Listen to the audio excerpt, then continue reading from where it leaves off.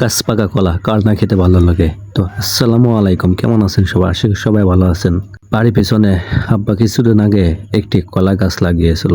Sorry, একটি না, অনেকগুলোই কলা গাছ লাগিয়েছিল। তো একটা কলা গাছে কান হয়েছিল, কান হওয়ার পর দেখছি একটা কলা পেকে গিয়েছে। এটা অবশ্যই রান্না করে খাওয়ার কলা, ঠিক আছে, আমরা বলি কাঁচকলা। তো পাখি খাওয়া দিয়েছিল, তার জন্য আমি কিছুদিন আগে মশারি দিয়েছিলাম। তো একটা প্রথমে খাইছিল, পাকছিল, তারপরে মশারি দিয়েছিলাম। তো মশারি দেওয়ার কিছুদিন পরে দেখছি যে গাছের প্রায় অর্ধেক কলা পেকে গিয়েছে। এদের খেয়ালই করি নাই যে কলা এতটা পাকছে। আর পাখিও তেমন ভাবতে আর কি খাতে পারে নাই যে মশারি দিচ্ছে, মশারির কারণে। দেখছেন কত সুন্দর কলা, আসলে হয় কলা দেখে লোভ লেগে যাচ্ছে, খাতে মন যাচ্ছে। আর এই কলা খেতে এতটাই মিষ্টি ছিল যে বলার বাইরে। তো কি করলাম, এই কলা দেখতে পাচ্ছেন যে মনে হয় যে দেখে আর কি মানে জিভাতে পানি চলে আসছে যে এত সুন্দর দেখতে লাগছে আর এত মিষ্টি। গাছ পাকা কলা আসলে ভাই সত্যি অনেক অনেক মিষ্টি হয়। যারা অরিজিনাল গাছ পাকা কলা খাইছেন তারা জানবেন যে কলা কীরকম মিষ্টি হয়।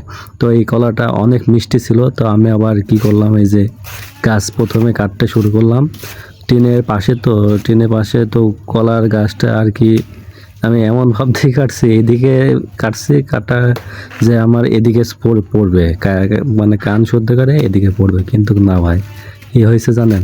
ওই যে টিনে পড়ে যায় এদিকে কলাই করছে, টান মারছে কান ধরে, আর গাছটা হড়মড় করে মনে করেন যে টিনে পড়ে পড়ছে। আমি এদিক দিয়ে টান মারার চেষ্টা করছিলাম, কিন্তু আর কি টিনে পড়ে গাছটা পড়ছে। তো কি করা, কিছু করার নাই গো।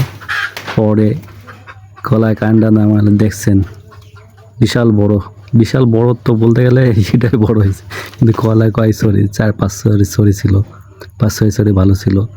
তো একটা আবার পাখিতে খাইছিল, এটা পয়সা গেছে। তো এটা আমি আবার করলাম, করার পরে দেখতে পাচ্ছেন কলার কালারটা, আরে ভাই অরিজিনাল কালার, একদম ওষুধ, মানে কোনো রকম ওষুধ ছাড়াই এই কলা। দেখছেন কত সুন্দর কালার, আর সেই রকম ভাবে পাকছে।